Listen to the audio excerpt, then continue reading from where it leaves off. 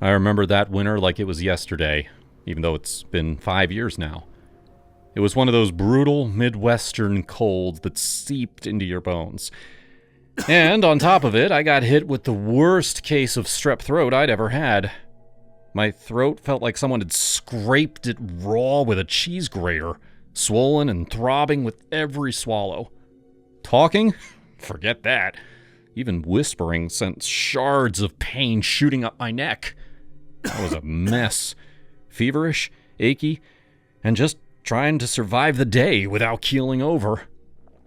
My wife, Grace, was a saint through it all. We had 2 little kids back then. Our daughter, Mia, who was 4 and full of energy, and our son, Jack, barely 2 and teething like a demon. Grace juggled them both while I lay in bed, doped up on antibiotics and painkillers. "Oh, babe, you look like death warmed over," she'd say, pressing a cool cloth to my forehead. "Just rest. I'll handle everything." That evening, she decided to take the kids over to her parents' house for dinner. "I need a break, and you need quiet," she told me as she bundled them up in their coats. Mia was whining about wanting to stay with Daddy, but Grace scooped her up with a kiss. "Oh, Daddy's sick, sweetie. We'll bring you back some pie." Jack just gurgled happily in his carrier. I managed a weak wave from the couch, my voice too wrecked to say much. "Love you," I croaked, sounding like a frog on its last legs. Once they were gone, the house felt eerily empty. I popped another dose of meds, some heavy-duty stuff that the doctor prescribed, and dragged myself to bed. The sheets were cool against my hot skin, and I conked out almost immediately, dreaming feverish nonsense about chasing shadows through endless hallways. I woke up maybe an hour later, disoriented and groggy. The room was dark, the only light filtering in from the hallway. Now, at first, I thought it was the meds playing tricks on me. But then I heard it.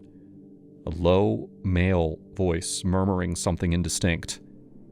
My heart jumped. We lived in a quiet suburb outside Chicago. Not exactly crime central, but break-ins happened.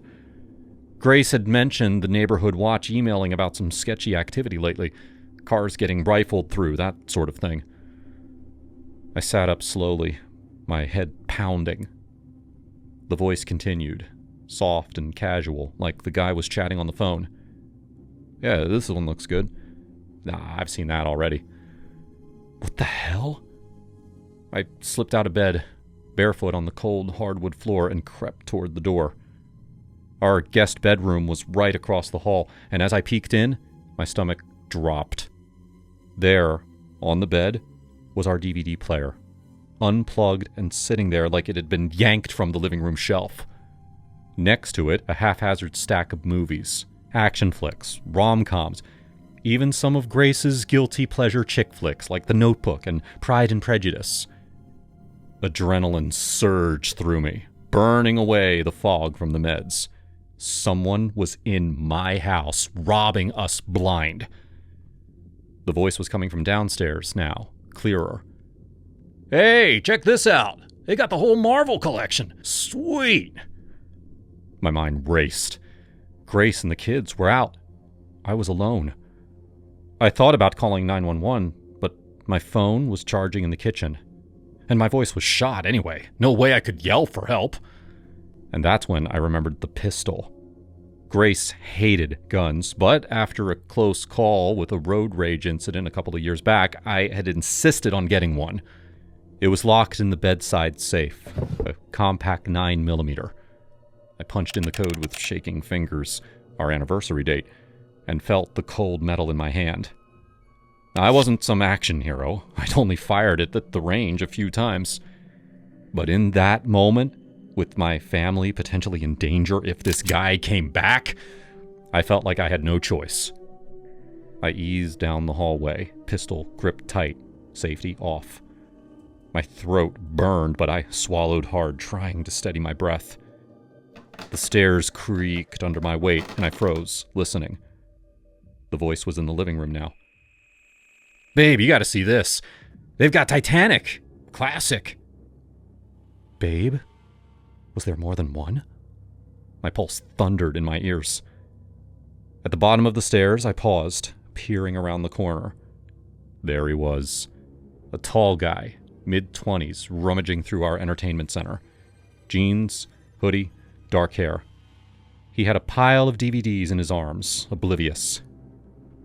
I stepped out, raising the gun. On the ground! I tried to shout, but it came out as this pathetic, raspy wheeze. Half cough, half whisper, like a dying engine.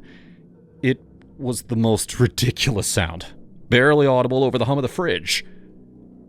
The guy spun around, eyes wide as saucers. The DVDs clattered to the floor. Holy shit! He yelped.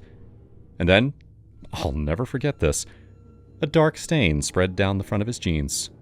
He pissed himself right there, hands shooting up. Don't shoot! Please, man, don't shoot! Oh, God! I kept the gun trained on him, my hands steady despite the fever. Who the hell are you? I rasped, coughing at the effort. He was babbling now, backing up against the wall. I'm Chris, Emily's boyfriend. You're your sister-in-law. We're just borrowing movies. Grace said it was okay. Emily? Grace's younger sister? A few days earlier, before the strep hit full force, Grace had mentioned that Emily was bringing her new guy over for dinner. But I'd been too sick and we had postponed. Emily? I croaked, lowering the gun a fraction. Mark! Oh my God! Put the gun down! Emily screamed, her face pale. This is Chris! I told Grace we'd stop by! She said that you were sleeping and to grab some DVDs! We didn't want to wake you! I lowered the pistol completely, feeling like the biggest idiot on the planet. My throat seized up again. Chris was still against the wall, pants soaked, muttering, Jesus, I thought I was dead. Damn, man, I'm so sorry. Emily grabbed a throw blanket from the couch and tossed it to him. Here, cover up. Mark, are you okay? You sound awful. She eyed the gun warily as I set it on the coffee table and then unloaded it with trembling hands. Grace didn't tell you? We knocked, but no answer. The door was unlocked. Grace said that it would be. I needed a quick shower after work, and Chris waited down here. I sank onto the couch, the adrenaline crash hitting me like a wave. No, she must have forgotten. Strep, can't talk. My voice was a whisper, but they got the gist. Chris, still shaking, wrapped the blanket around his waist. Dude, that was intense. I mean, I get it, protecting your home and all, but warn a guy next time? Warn him? You almost got us both killed. I'm so sorry, Mark. We should have left a note or something. Grace is gonna kill me when she hears this. I managed a weak chuckle, which turned into another cough. Pissed himself. I rasped, pointing at Chris. He groaned, face red. Yeah, laugh it up. First time meeting the family, and I wet my pants like a kid. Great impression. We sat there for a minute, the tension easing into awkward silence. Emily disappeared upstairs to grab clothes from the guest room. Apparently, she had stashed some there for visits. Chris cleaned up in the bathroom, borrowing a pair of my sweatpants. These fit okay? He asked sheepishly when he came out. Sorry about the mess. No worries, I whispered, waving it off. Truth was, I felt bad for the guy. He seemed decent, polite, even after nearly getting shot. Okay, crisis averted. Want some tea, Mark, for your throat? I nodded, and she bustled into the kitchen like nothing happened. Chris picked up the scattered DVDs. So, still okay if we borrow these? Emily's obsessed with movie nights. Yeah, take them. Over the years, it has become family legend. At holidays, Chris still jokes, yeah, remember when Mark almost shot me? Emily rolls her eyes. And you peed your pants. They've been married 3 years now, with a baby on the way. Me? My throat healed, but I learned to double-check doors and texts from Grace.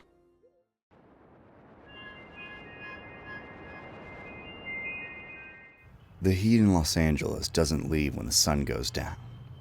It just settles into the pavement, rising up to choke you while you're stuck in traffic on the 405. It was a Thursday in September. I was 23, working as a mobile notary. It's a gig economy job that sounds official, but is mostly just driving to Starbucks or hospital beds to watch people sign papers they haven't read. I made $50 a pop, maybe $75 for a rush job. This one was a rush job, 11 p.m., Laurel Canyon. The address led me up those winding narrow roads where the cell service dies, and the houses hang off the cliffs like expensive accidents waiting to happen. It was a modern place. I parked my car next to a pristine vintage Mercedes. I remember checking my reflection in the rearview mirror, straightening my tie. I looked young, too young to be handling loan documents for a property worth $5 million. I grabbed my leather satchel, my shield, my badge of authority, and walked to the door. I buzzed and the door cracked open automatically. I knocked anyway. "Hello? Notary?" "In here," a woman's voice called out. I pushed the door open. A woman was sitting on a white boucle sofa. She was older than me, maybe early 30s. A man stood by the glass wall, his back to me, staring out at the city. Hi, I'm Leo, from 24 Hour Signings." The woman, who the paperwork identified as Mrs. Callister, smiled. "Leo, you look like a Leo. Doesn't he look like a Leo, Tom?" The man turned. He was handsome. He held a tumbler of dark liquid. He looked at me with an intensity that made the hair on my arm stand up. "He looks pathetic," Tom said. I have the loan modification documents," I said, my voice sounding thin in the big room. I moved toward the coffee table, trying to keep it professional. "If we can clear a space here, I can walk you through the signature points. It should only take about 20 minutes. 20 minutes? Mrs. Callister said. She stood up. She was taller than I expected. She walked toward me, not stopping until she was uncomfortably close. I could smell her expensive perfume. She smelled great. "What's the rush, Leo? Do you have a hot date?" No, ma'am. It's just late, you know?" "Don't call me ma'am. It makes me feel ancient. Call me Elise." "Okay, Elise, if we could just..." "Drink?" Tom asked. He was suddenly beside me. I hadn't heard him move across the thick rug. "No, thank you. I'm driving." "One drink won't kill you," Tom said. He pressed the cold glass against my hand. I didn't take it, so he just held it there, against my knuckles. The condensation ran down my skin. "Come on, it's a celebration. We're refinancing, saving a fortune. Don't be rude, Leo." I took the glass. I didn't drink it. I set it down on the coffee table, right next to where I was laying out the stack of papers. "I need your IDs," I said, uncapping my blue pen. "Driver's licenses or passports." Elise sat back down, but she didn't look at the papers. She looked at my hands. "You have nice hands. Very delicate. Are you an artist?" "No, I'm a notary." "No, that's what you do," she said. "But what are you?" "I'm the guy who needs you to sign this deed of trust so I can go home," I said, trying to laugh it off. "He's pathetic, but he's got a spine, Elise. I told you." "We'll see," she said. IDs, please," I repeated. "I left my purse in the bedroom. Why don't you come get it?" Elise said. "I can wait here." "I don't think you understand," Tom said. He moved behind the sofa, placing his hands on Elise's shoulders, his fingers digging into her skin. She didn't flinch. She leaned into it. "We pay for a service. We expect full service." "My service is witnessing signatures." I said. I started to put the papers back in my bag. If you guys aren't ready, I can mark this as a non-signing and come back tomorrow. You're not leaving, Tom said. It wasn't a shout. It was a statement of fact. I froze. Excuse me? You're not leaving until we're done, Elise said. She stood up again and walked around the coffee table. She circled me. I stood still, clutching my bag.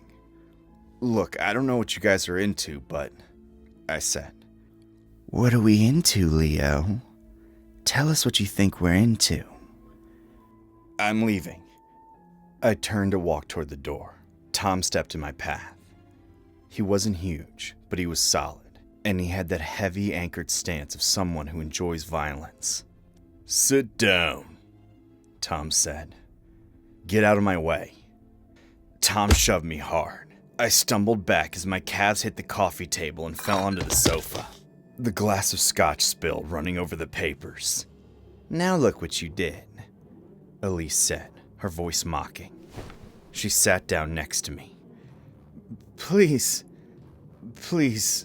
I said. My voice cracked, and I hated myself for it. I just want to go. We know, Tom said. He loomed over us. That's what makes it fun. The wanting.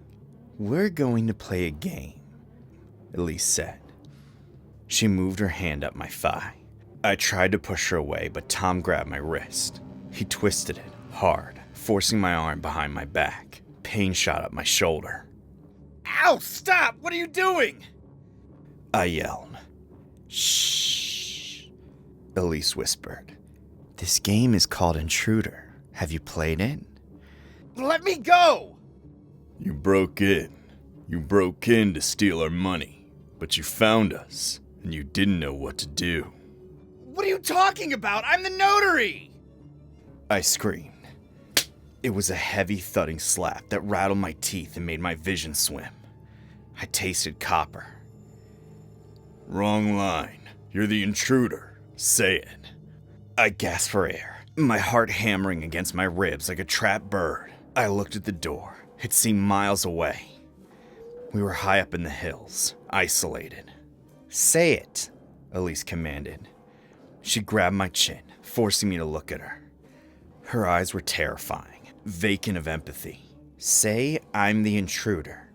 I'm the intruder, I whispered. And what are you going to do to me, Mr. Intruder? Are you going to hurt me? No, I sobbed. Yes, you are, Tom hissed. He tightened the grip on my wrist until I thought the bone would snap. Tell her you're going to hurt her. Make her believe it. I can't. Do it or you don't leave this room, Tom said. He leaned down, his face inches from mine. I could see the broken veins in his nose. I have a gun in the nightstand, Leo. If I shoot you right now, I tell the police you attacked my wife. You're young, broke, driving a car. Who do you think they'll believe? The wealthy couple in the hills or the crazy kid? The horror of it washed over me. He was right. In that zip code, the narrative belonged to them. Tell her, Tom ordered. I looked at Elise. She was waiting, breathless, her lips parted. She wasn't scared. She was aroused by the fear. My fear. They were feeding off it. I'm going to hurt you, I stammered. Oh, really? How, Leo? Tell me how. I closed my eyes. Tears leaked down. I'm going to tie you up. Yes, and then? And then I'm going to take what I want. Tom released my wrist. I slumped forward, but Elise caught me. She wrapped her arms around me, pulling my head onto her shoulder. It was a grotesque parody of comfort. She ran her fingers through my hair. Good boy, she whispered. See, that wasn't so hard. Is that it? I asked, my voice muffled against her silk dress. Can I go? This isn't over, Tom said. He walked over to the wet bar and poured himself another drink. "Now, you have to beg." "What?" "The intruder gets caught," Elise explained. She pushed me back so she could look at me again. "The husband comes home, he catches you, and now you have to beg for your life." I looked at Tom. He was smiling. He clearly enjoyed this part the most, the power. "Now get on your knees," Tom said. I hesitated. "Knees!" he roared, slamming his hand against the bar. I slid off the sofa onto the thick white rug. The wool scratched my knees. I clasped my hands together. I was shaking so hard I could barely keep myself upright. "Please, please don't kill me." "Convince me. You sound like you're reading a menu. Cry for me, Leo." "I am crying." "Mean it. Tell me about your life. Tell me why you deserve to exist." They were hollowing me out. They wanted my dignity, my history, my pathetic reality to serve as their evening entertainment. "I have a mom. She's sick. I pay her rent. If I die, she goes to a home. Please, I just want to work. I'm nobody. I babbled. I told them about my student loans. I told them about the girl who broke up with me last month. I poured out every insecurity, every ounce of shame I carried, just to satisfy the glint in their eyes. Elise watched me with a small, satisfied smile. She was just watching, like she was watching a gripping documentary. When I finally ran out of words, when I was just heaving breaths and snot on their expensive rug, silence fell over the room. Tom finished his drink. He set the glass down. "Cut," he said softly. The tension vanished from his shoulders. He rolled his neck. Elise stood up and smoothed her dress. "That was visceral," she said. She looked at me, but the intensity was gone. Now she just looked at me like I was the pool boy. "You have raw talent, Leo." I stayed on my knees, unable to process the shift. "What?" "The documents," Tom said, pointing to the soggy mess on the table. "They're ruined. Do you have spares?" Yeah, in the car." "Go get them, and wash your face. You look a mess," Tom said. I stared at them. They were resetting. They were going back to being the clients. The game was over. They had finished their meal. I stood up. My legs felt like water. I grabbed my bag. "I need to go to my car," I said. "Hurry back. I want to get this signed before midnight," Elise called out. I walked to the door. I didn't run. I couldn't. My body was in shock. I opened the heavy wooden door and stepped out into the humid night air. I walked to my car. I opened the door and got in. I locked it. I sat there for a moment, staring at the front door of the house. It was still open, a rectangle of warm light spilling onto the driveway. I started the engine.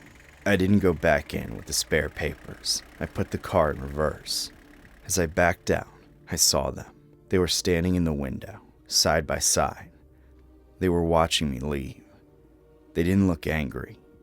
They looked content. I drove down the canyon road too fast. I nearly clipped a guardrail on a hairpin turn. My hands were shaking so badly I could barely grip the wheel. I didn't go home. I drove to a 24-hour diner in Hollywood. I went into the bathroom and scrubbed my face with the gritty pink soap until my skin was raw. I looked in the mirror. The red mark from Tom's hand was still fading on my cheek. I looked different. I sat in a booth and ordered coffee. I sat there until the sun came up, watching the street sweepers clean the grime off the boulevard. I never reported them.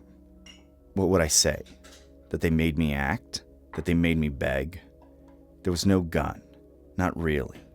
Just the threat of it. Just the implication. A week later, I got a notification from the signing service. The job had been reassigned to another notary.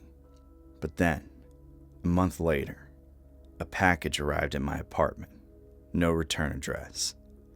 Inside was a bottle of the same expensive scotch Tom had been drinking, and a note, written on thick cream-colored cardstock in elegant cursive.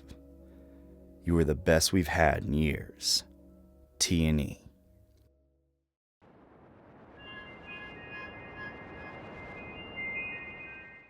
I never met my grandfather in the way most grandkids do, sitting on his knee, hearing war stories, or getting pocket money slipped under the table.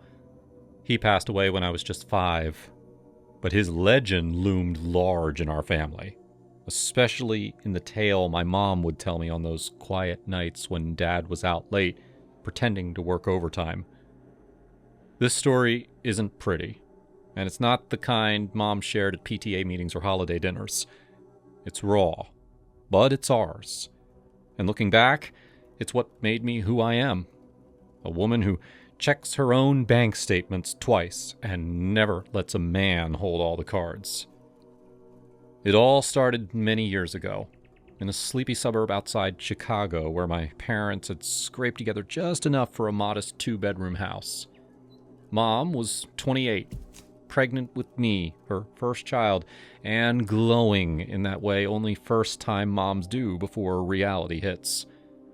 Dad was 30, working as an accountant at a mid-sized manufacturing firm.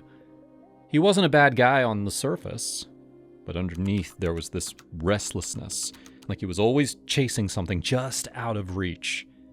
That's how he ended up as treasurer for the company's photography club. It was a hobby group, nothing fancy. Employees snapping pictures of factory picnics, kids' soccer games, maybe the occasional bird in the park. They pooled dues for film, cameras, and darkroom supplies. Dad handled the books, and no one questioned him because, well, he was the numbers guy. But Dad had been dipping into that fund for months. Little bits at first. A 20 here for a bar tab, a 50 there for a poker game with the guys. It added up. By the time Mom was 7 months along, he had siphoned off close to $2,000. Now, in today's money, that's nothing. But back then, it was huge. The club was planning a big exhibit, needed the cash for prints and frames. When the president asked for an update, Dad knew that the jig was up. He panicked. Instead of confessing or scraping together the repayment, he decided to bolt. Packed a duffel bag with clothes, his passport, and whatever cash he had left. His plan? Head to his cousin's place in Texas, lay low, maybe start over, leave Mom high and dry, swollen with me, facing the shame alone. I can picture it now, though I wasn't there yet, not really. Mom told me how she had felt me kicking that morning extra hard, like I knew that something was wrong. She was in the kitchen stirring oatmeal when Dad came downstairs with the bag slung over his shoulder. "Where are you going?" she asked, her voice steady but her hands trembling on the spoon. "Business trip," he lied, not even looking at her. "Last minute thing. Be back in a few days." Mom wasn't buying it. She'd noticed the missing receipts, the late nights. But before she could press, the front door creaked open. In walked her brother, Uncle Mike, and Grandpa. They'd dropped by unannounced. Something about fixing a leaky faucet that Grandpa had promised weeks ago. Pure chance, or fate, depending on how you see it. They froze in the entryway, tools in hand, staring at Dad with his getaway bag. "What's this?" Grandpa growled, his voice like gravel. He was a big man, ex-steel worker, hands calloused from decades at the mill. Dad stammered, just heading out, work stuff." But Grandpa's eyes narrowed on the bag and then flicked to Mom's belly. He dropped the toolbox and lunged, grabbed Dad by the throat, pinned him against the wall. Dad's feet dangled an inch off the ground. "You son of a Grandpa hissed. "You running out on my daughter? On your own kid?" Dad choked, face turning red. Let go, please." Uncle Mike hovered, ready to jump in, but Grandpa didn't need help.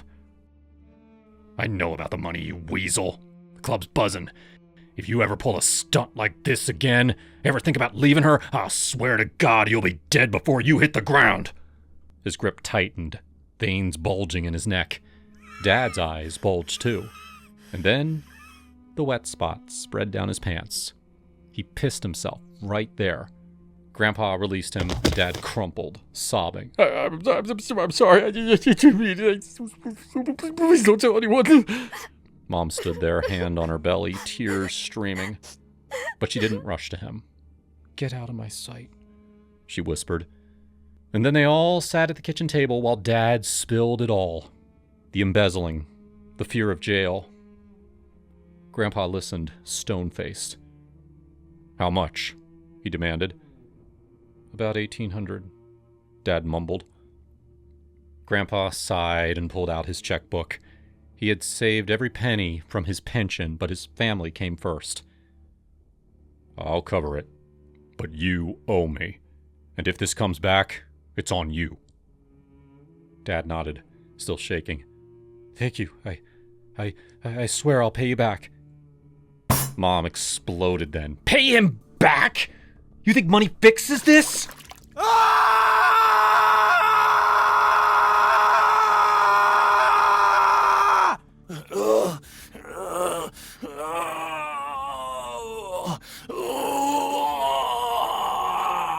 "You deserve worse.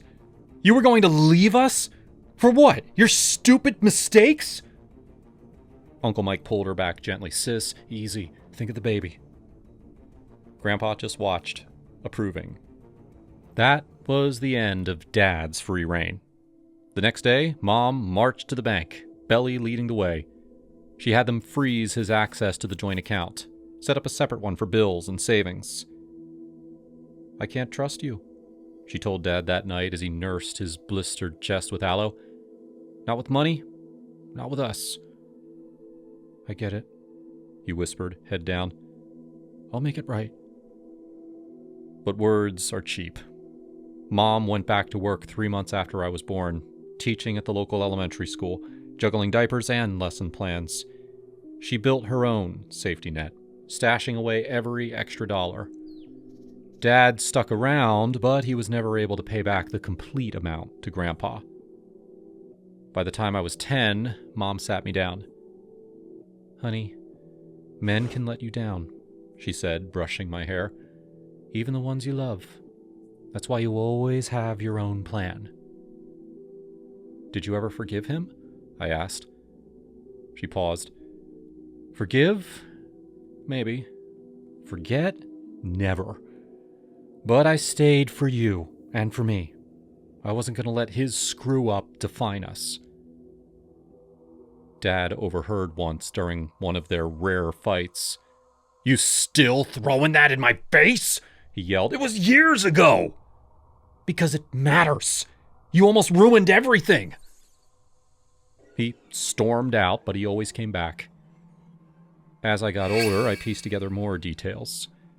Uncle Mike filled in gaps over beers when I turned 21. "Your granddad was a force," he said, chuckling.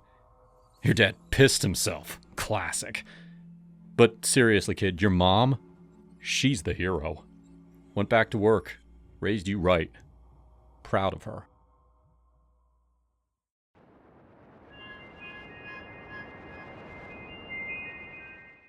My mother spent most of last year in the hospital. She'd been a healthy person all her life, but then she had an accident. I won't go into the specifics, but she fell off of her porch and landed in the wooded area behind her house. She was too wounded to crawl back or shout for help. She spent a full day lying there, going in and out of consciousness before I finally found her. And the worst part was, I should have been there when she fell. If I hadn't canceled on her at the last minute, I would have seen her fall. Or maybe she wouldn't even have fallen in the first place. I felt awful. The recovery was a long, painful process. Her bones refused to heal, and several of her wounds were badly infected. I took off a lot of work to visit her at the hospital, and that always cheered her up. But as the months went on, I visited less and less.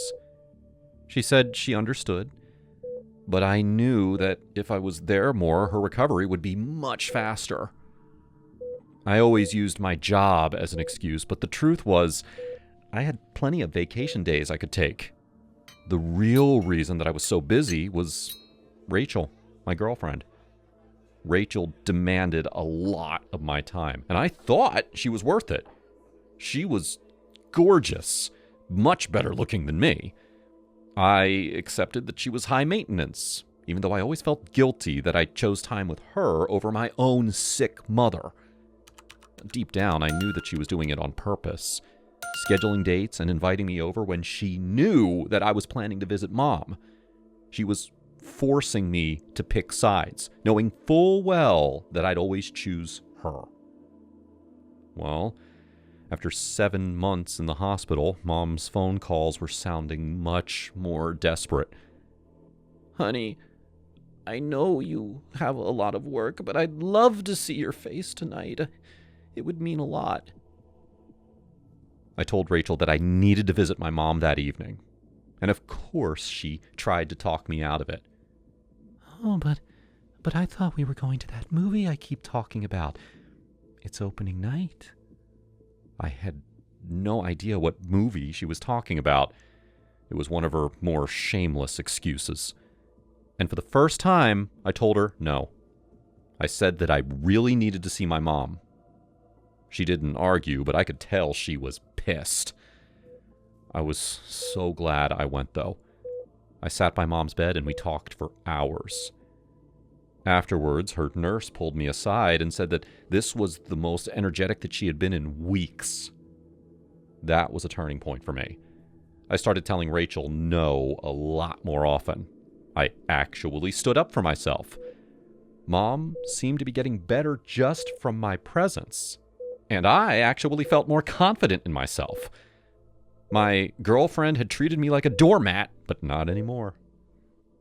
And then it happened. Mom was finally released from the hospital. She still had a long way to go before she was back to normal, but she could go live at home again.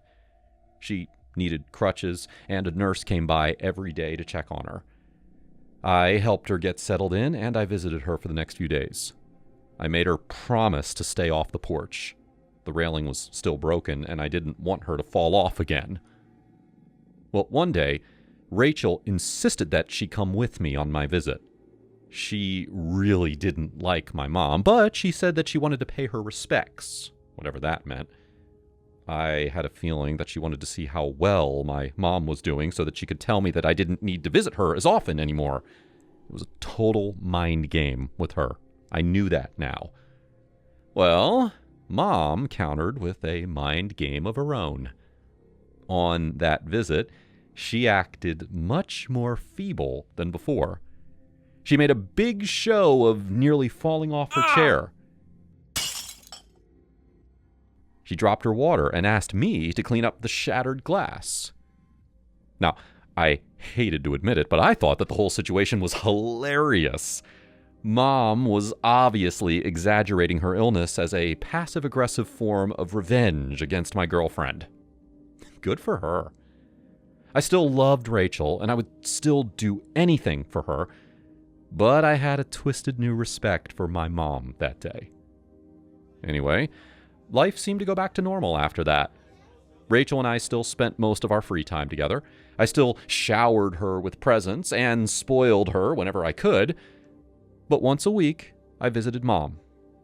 She seemed to get better every time. And Rachel seemed to get more annoyed. Her possessive streak was really coming out.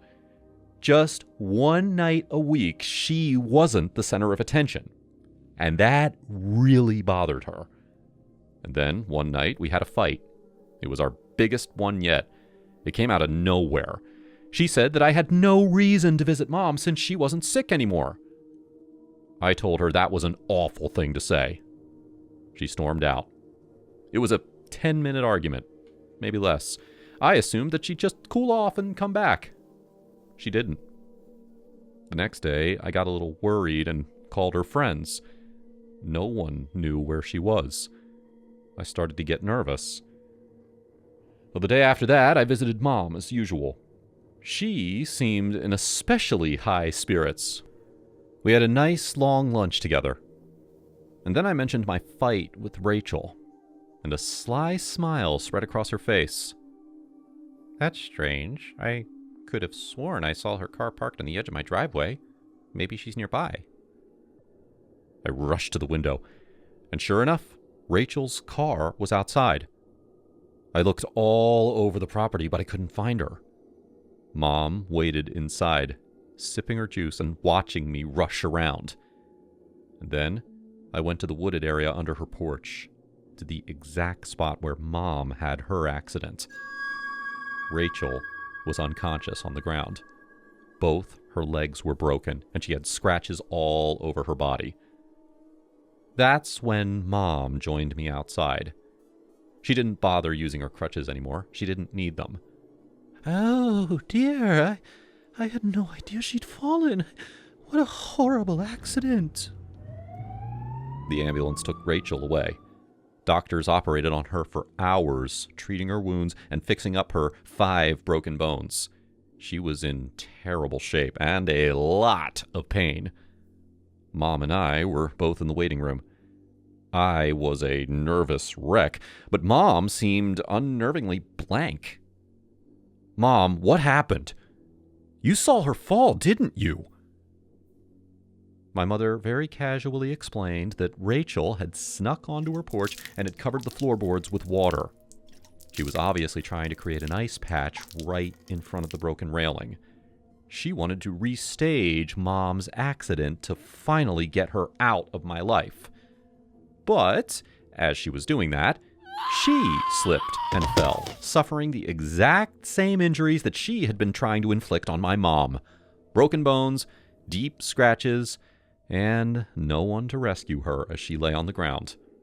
It felt like the ultimate irony, practically unbelievable.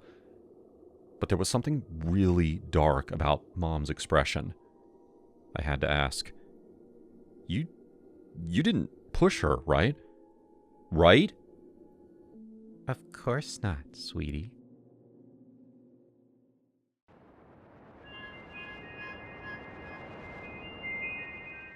The last stop on our list was Berlin. My friend Emma and I had pressed pause on our 9-to-5 lives about 6 months earlier. We had been drifting through Europe since then, sightseeing, long walks, flirting with cute guys that we'd never see again. It was fun, but our savings were bleeding out fast, and reality was calling us back to California. We booked the cheapest hostel that we could find on the outskirts of Berlin. 2 beds in a 6-bed dorm. Neither of us cared. We just needed a place to sleep for 2 nights before our flight home. When we walked into the room, 3 beds were already taken. A Spanish couple whispered to each other in one corner, their backpacks tangled together. The last bed belonged to a woman sitting upright on her mattress, hands folded neatly in her lap. She was completely still. She looked middle-aged, thin, modestly dressed. Her face was pale, almost waxy, with deep shadows under her eyes. She wasn't scrolling on her phone or unpacking. She wasn't even blinking much. She was staring directly at the door. "Hi," Emma said softly. "We're your new roommates." Nothing. The woman didn't turn her head, didn't nod, didn't acknowledge us at all. Emma glanced at me. I shrugged. Travelers could be weird. Maybe she didn't speak English. Maybe she was exhausted. Maybe she just wanted to be left alone. Well, as we unpacked, Emma struck up a conversation with the Spanish couple. They had just eloped and were riding the high of it, glowing and loud in that way newlyweds are.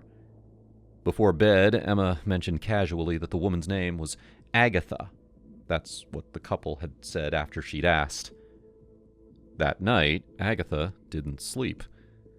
I woke up several times for water, for the heat, for Emma's snoring.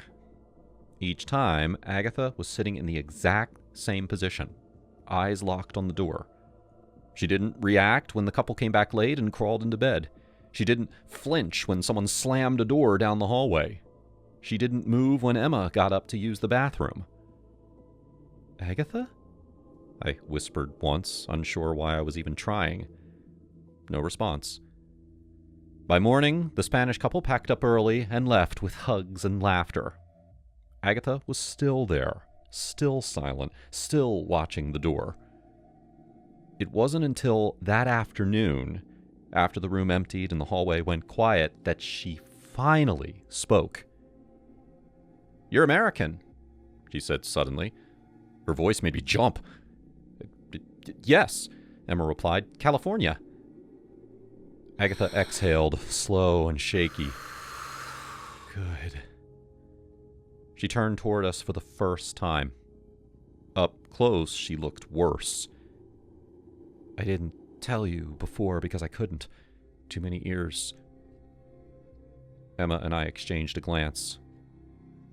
My ex-husband is looking for me. He wants my savings. Everything I have left. She told us she was German, born and raised, but had been moving hostels across Berlin for weeks. Her ex knew her habits, knew her old friends, knew where she banked. He's violent, and desperate people don't scare easily. She lifted her eyes to the window, and that's when Emma stiffened. Wait, she whispered. Did you see that? A shadow moved outside, slow, deliberate. Before either of us could react, a face appeared at the glass. A man, wild-eyed, unshaven, pressed his palm against the window and then smiled. Banging came next. The glass rattled violently. Call the police! I shouted. Agatha didn't scream. She reached into her bag and pulled out a gun. I hoped it wouldn't come to this, she said, hands trembling but steadying. But I won't run anymore. The man began trying to force the window open, grunting with effort. Emma was already on the phone, crying as she gave the address. Open the door! The man yelled in German. Agatha, you owe me! The window cracked. Then sirens. Red and blue lights flooded the room. The man froze, then tried to flee. He didn't make it far. We watched from the doorway as officers tackled him in the courtyard below. He lunged at one of them and was tased immediately, collapsing with a scream. The police took him away. They told us later that he had been stalking her for months. That night, none of us slept. The next morning, Emma and I hugged Agatha goodbye. Our flight was leaving. She thanked us over and over. We exchanged numbers. She told us she'd be okay now. For a couple of months, we stayed in touch. Short texts, check-ins. She sent photos of her cat, complained about the weather. Then, one day, she stopped replying. Weeks passed. Then months. I still think about her sometimes. Wonder if she's safe. Wonder if she found peace. Berlin was supposed to be our last stop. It turned out to be the one I'll never forget.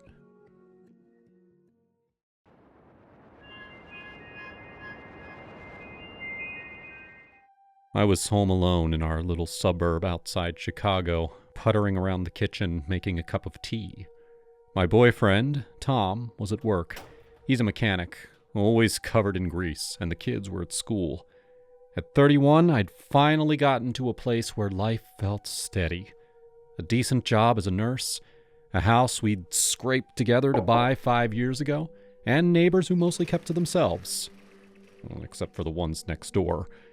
Emma and her boyfriend, Mike, had moved in about a year earlier, and something about them always rubbed me the wrong way. Cars pulling up at all hours, people dashing in and out in under 5 minutes. We whispered about it over fences.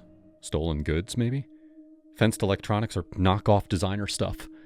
It was big in the area, with online marketplaces flooding with cheap fakes from overseas. But locals like Mike were undercutting the big players by hawking it door to door or through shady apps.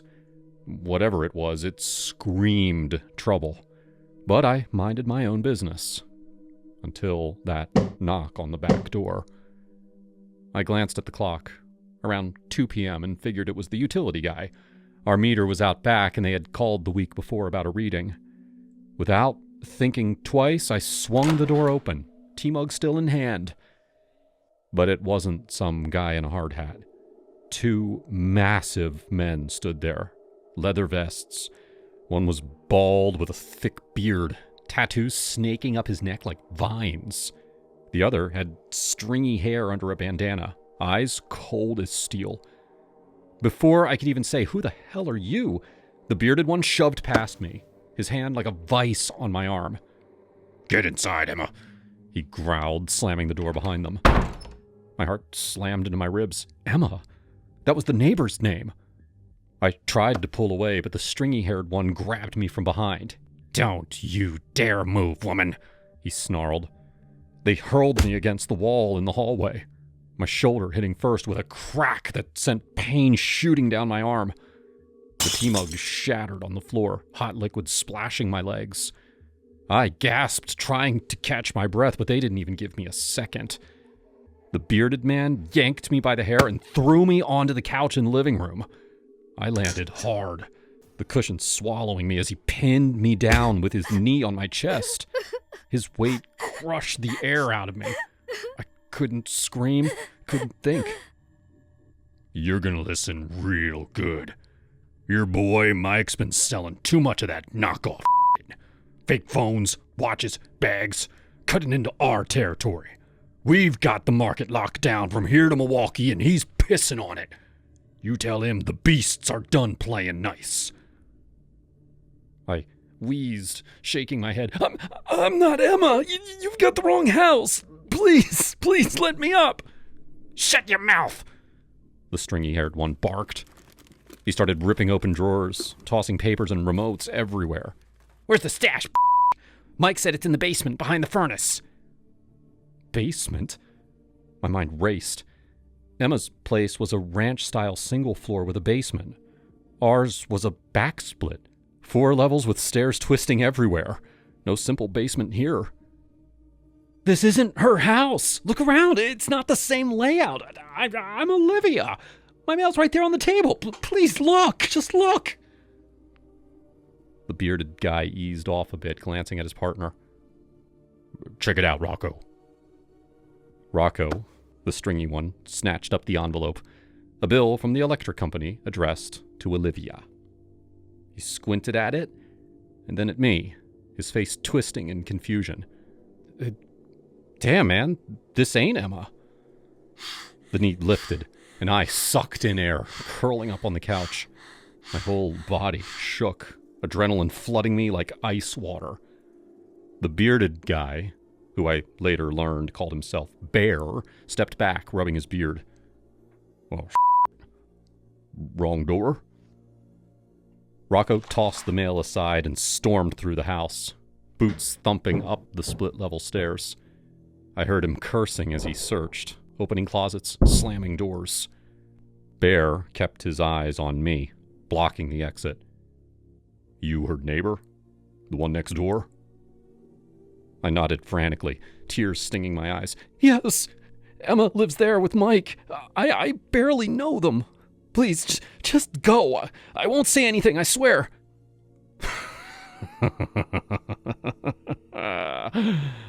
"Won't say anything? Lady, you think we're amateurs?" He leaned in closer. "Mike's been fencing that counterfeit crap all over town, undercutting our suppliers. We run the game, import the fakes from the docks, distribute to our crews. He's stealing customers with his cheap online But now, we hear he's got bigger problems. Did nasty things to our cousin last month at a party. Little thinks that he can hide behind a woman." I knew it was a lie. The party part, at least. Mike was sleazy, sure, but I'd never heard whispers like that.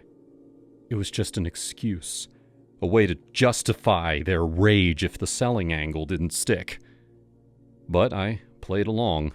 Anything to de-escalate. I didn't know. That's awful. But I'm not involved. Please, my kids will be home soon.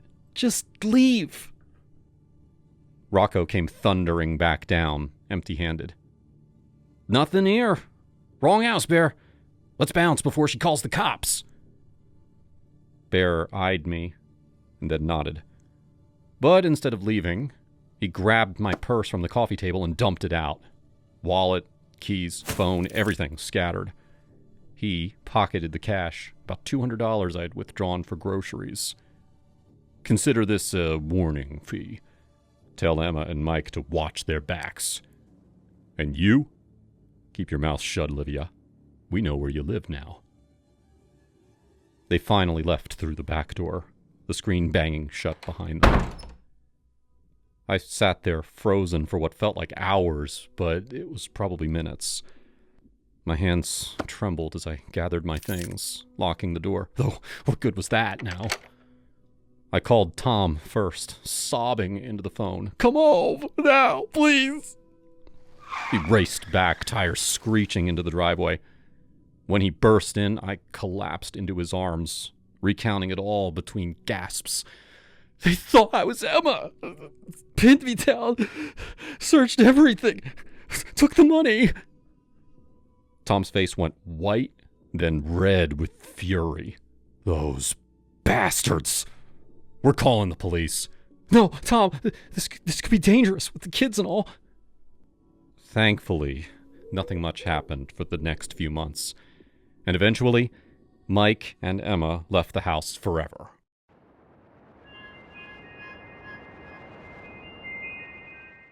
My mother was a very rich woman. She built a real estate empire from the ground up. She was a cold woman who only cared about business and her son, my brother, Raymond. Because he was the oldest, and he was just as cutthroat as her, she saw Raymond as the heir to her fortune, while I was just the other child. I learned very quickly to stay out of her way and do whatever she asked. Now, despite all that, I had a good life. I had plenty of money, and I'd found the love of my life. His name was Raj. He grew up in a poor but loving household, the exact opposite of my situation. We'd been together for 3 wonderful years, and I knew in my heart that he was my soulmate. He proposed on our 3rd anniversary. Best moment of my life. And then I told my family the big news, and everything changed. Raymond didn't seem to care one way or the other. He was already in a loveless marriage, and he couldn't wrap his brain around the fact that I actually had feelings for my partner. But my mother? She was horrified. You can't marry him. He's beneath you. You'll get nothing out of it. But I love him. Isn't that the only thing that matters? Raymond watched with this infuriatingly bemused smirk on his face as Mom and I got into a huge argument. She ordered me to call off the wedding, and for the first time, I told her no. She tried everything to convince me to change my mind, but when none of it worked, she walked over and whispered something horrible in my ear. If you marry that man, I don't think it would be safe. I'm worried that he might have an accident. I'll always remember that exact moment, and it made my skin crawl. I felt like throwing up. My own mother was talking to me like a mob boss. She basically threatened to murder Raj if I went through with the wedding. I had heard that she had done some shady things in the years that she had spent growing her empire, but I had never seen this side of her firsthand before. And the way she looked at me, I had no doubt she'd do it. She'd kill the love of my life just because he wasn't a good match. I ended things with Raj that weekend. I didn't tell him the real reason because I was too ashamed. Plus, I was worried that if he found out about my mother's threat, he'd tell me that he could live with the danger and convince me to marry him anyway. I couldn't let that happen. I simply told him that I didn't have feelings for him anymore. Well, a month later, Mom came to my apartment with some good news. I was in a deep depression at the time, scarfing down gallons of ice cream and barely leaving the couch. Mom said that she had found me a man, a better man. His name was Steve, and he was the son of a wealthy landowner outside of Miami. If I married him, Mom's company could buy all their land and make a boatload of money. It didn't matter that I'd never met Steve before. She wanted me to marry him to help her business. I should have said no. I should have screamed for her to leave my apartment. But I was at the lowest point in my life, and I didn't have the strength to stand up for myself. I told her that I'd like to meet him. 3 months later, Steve and I were married, just as Mom had wanted. I tried to tell myself that he was a good guy. We didn't have a spark, but he was handsome enough. Okay, in the bed. He spent most of his time driving around in his convertible and playing golf, so I didn't have to see him a lot. For a while, I convinced myself that I was happy. Eventually, the deal with Steve's family land went through, and we all made a lot of money. I accepted the fact that the rest of my life was going to be tolerable, but unfulfilling. And then I saw Raj again. We ran into each other on the beach. I took one look at him and started crying. All my old feelings came back, and I knew that I had made a mistake. He was the man I was truly meant to be with. We started talking, and I felt better than I had in a long time. Steve had gone to the bathroom at the time, but when he returned, he saw Raj and me together, and he saw the smile on my face. He angrily grabbed my arm and led me to the car without saying anything to Raj. "I know who that was. Don't you dare speak to him again." That moment was a real turning point in our marriage. Steve became possessive. He started checking in whenever I wasn't at home. He'd wait up for me when I was late, demanding to know where I was and who I'd been with. He knew that I was in love with another man, and his fragile ego had turned him into a jealous bully. After a month of this torture, I had enough. I told him I wanted a divorce. He didn't say anything for a long moment. He just glared at me. "If you leave me, I'll take everything you own." With horrifying coldness, he laid out his plan. How he'd get his lawyers to prove that I'd only married him for the land deal. How he would claim I was unfaithful. How he wouldn't stop until all of my property went to him, including my 20% stake in my mother's company. I didn't care. If anything, it felt freeing to sacrifice all ties to my rich, miserable life and start from scratch with Raj. I told him I'd draw up the papers. He stormed out. I felt weirdly euphoric for the next few days. But that ended when Mom came over for a surprise visit. I guess my lawyer had told her about the divorce papers, and Mom had gotten him to tear them up. "You can't divorce him. I refuse to let that take 20% of my company." Now, of course, all she cared about was her company. It didn't matter to her that she was the reason that I had married that in the first place. It didn't matter that I was miserable. I told her that I'd made up my mind. Besides, she and Raymond had the rest of the stakes in the company. Steve's minority share wouldn't change anything. For a while, she seemed to back down. But then I realized she was just formulating a plan. "Give it a month before you do anything rash. I have a feeling that your problems with Steve will go away soon enough." Once again, she was sounding like a mob boss. Her threat against Raj was very real, and now it sounded like she was doing the same thing to Steve. She was going to kill him. "Whatever you're planning to do, don't.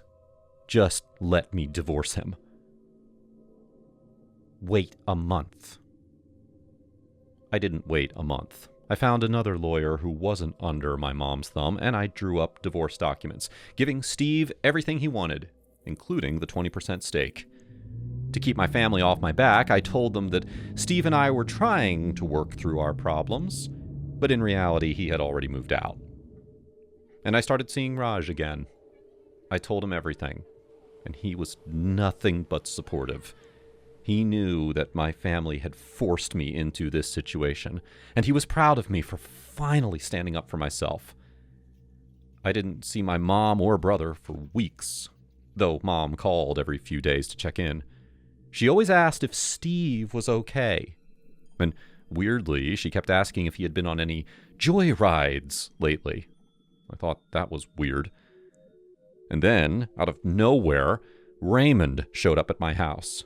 Somehow, he had gotten word that the divorce was still going through, but rather than tell Mom, he wanted to talk to me directly.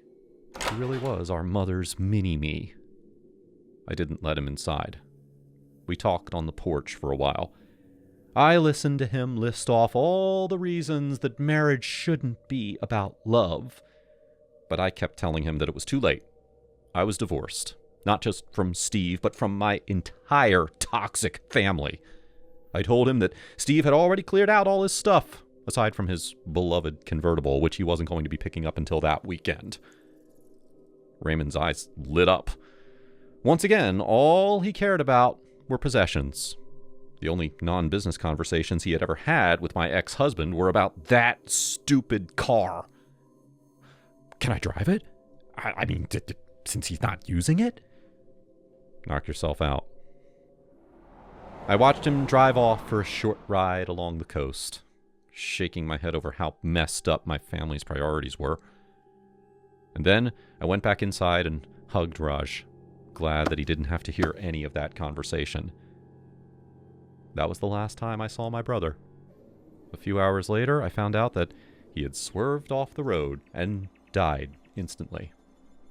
I thought it was a tragic accident until Mom called me that night. Why did you let him drive your husband's car? How could you do this to your own brother? So Mom had followed through with her plan to kill my husband. And it worked, just on the wrong person. Now you'd think that would be the end of my story, karmic justice and whatnot. But it gets even crazier from there. A few months ago, I found out that Steve had remarried. His new wife is Raymond's widow. Both of them are perfect together, cold and money hungry. And guess what that means? Together, they have the majority stakes in Mom's company. Mom lost everything because of her actions. Me, Raymond, and her company. I feel sorry for her, but she brought it on herself. Raj and I are married now. We are very, very happy.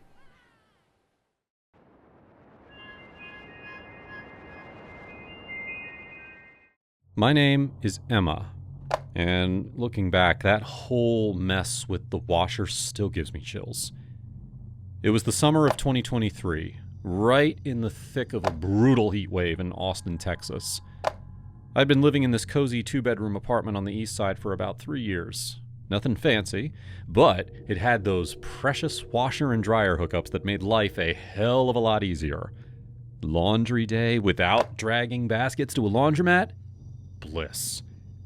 But my lease was up, and I'd snagged a cheaper spot downtown, closer to my job. The catch? No hookups. So, out went the appliances. I figured Craigslist was the way to go. Quick cash, no hassle. I posted the ad on a Tuesday morning. Kenmore washer and dryer set. Gently used. $300 for both or $150 each.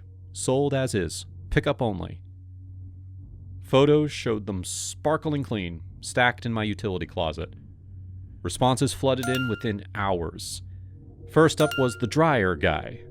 His text popped up around noon. "Hey, is the dryer still available? I'm interested for my daughter. She's heading to UT in the fall." I replied, "Yep, it's yours if you can pick it up today. $150 firm." "Sounds good. Can I come by at 4? "Perfect. Address is 456 Oakwood Lane, apartment 204. He showed up right on time. A middle-aged dad type. His name was Mike. "Thanks for holding it," he said, shaking my hand firmly, but not too hard. "My girl, Patricia, she's excited about her first dorm, but laundry's going to be a nightmare without this." I smiled, feeling that warm fuzzies vibe. "No problem.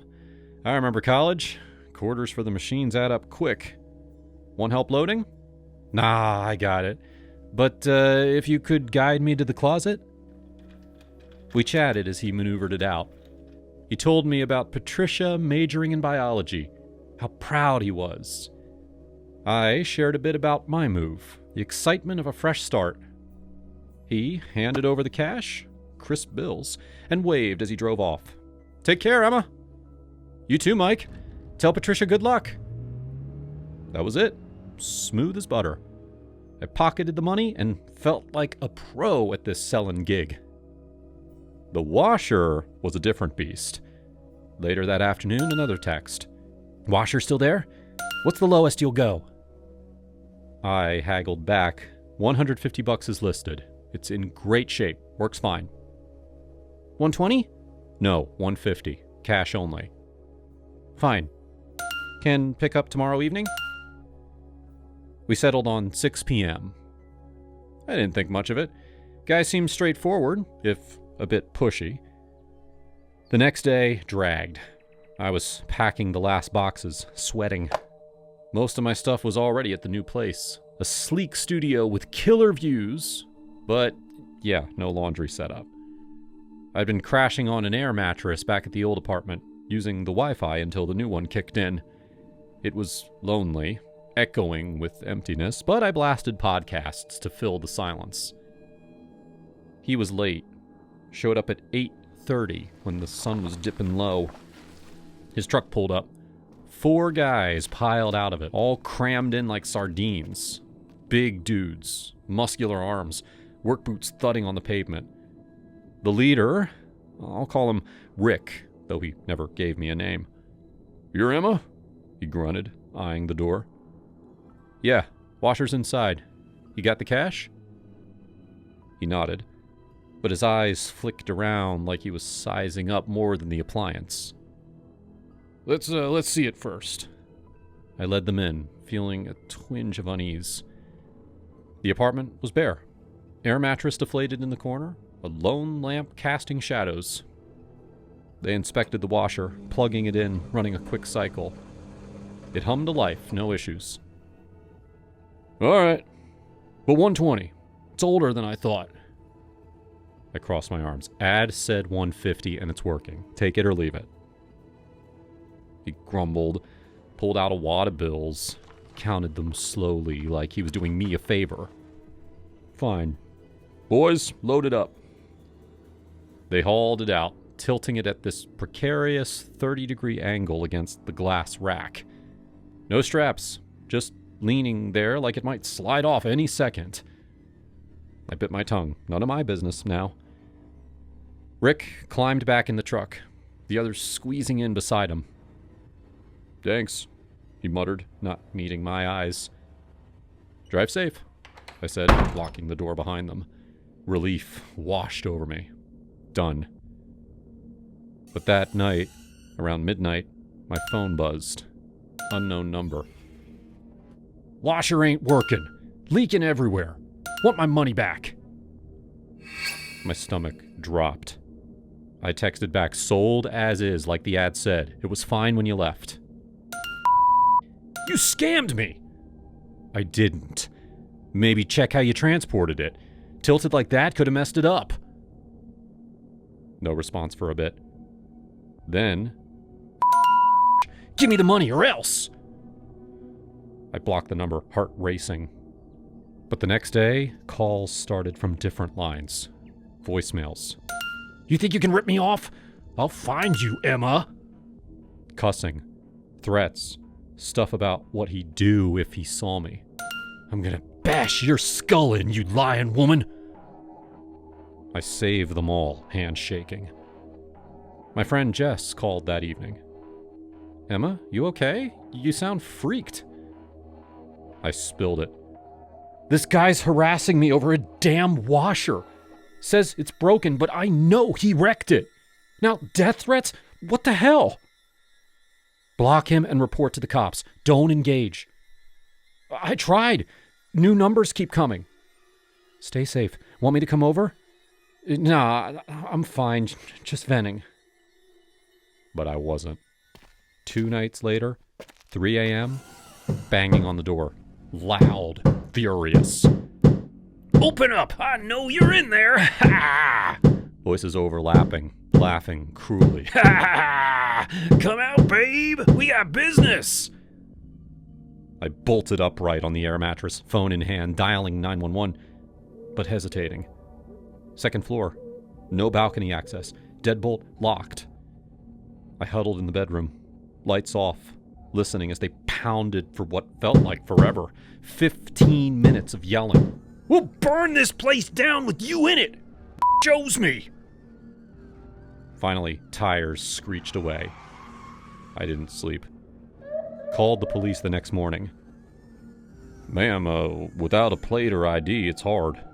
File a report, get a restraining order if you can ID him. But he knows my old address. Change your number. Stay vigilant. Useless.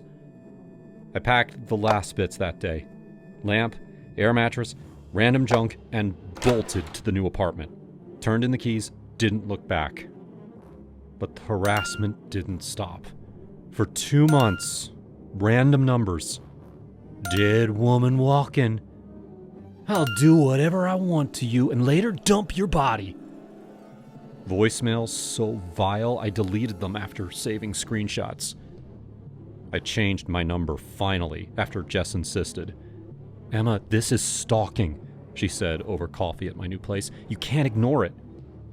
I know, but what if he finds me here? Get a gun? Pepper spray at least. I laughed bitterly.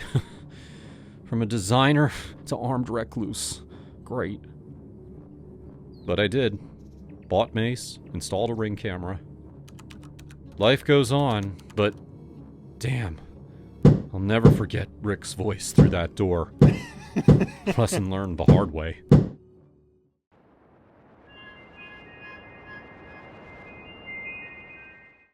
I was lacing up my running shoes, already thinking about the rhythm of my feet on the sidewalk, when Henry walked in from the gym. He was flushed, muscles pumped. He looked good, always did. And for a second, I felt the old spark, the one that used to make me pause and just look at him. You look great, babe. But I gotta run. Don't eat all the eggs. He smirked, tugging my ponytail. Hurry back. I'll be waiting. I left the garage door up. Just a careless moment. Who thinks about locking everything when you're already late for your own routine? When I got back, drenched and breathing hard, Henry was sitting on the living room couch, staring at nothing. His hair was still wet from the shower, but his face was pale. What happened? I asked, dropping my keys. You look like someone died.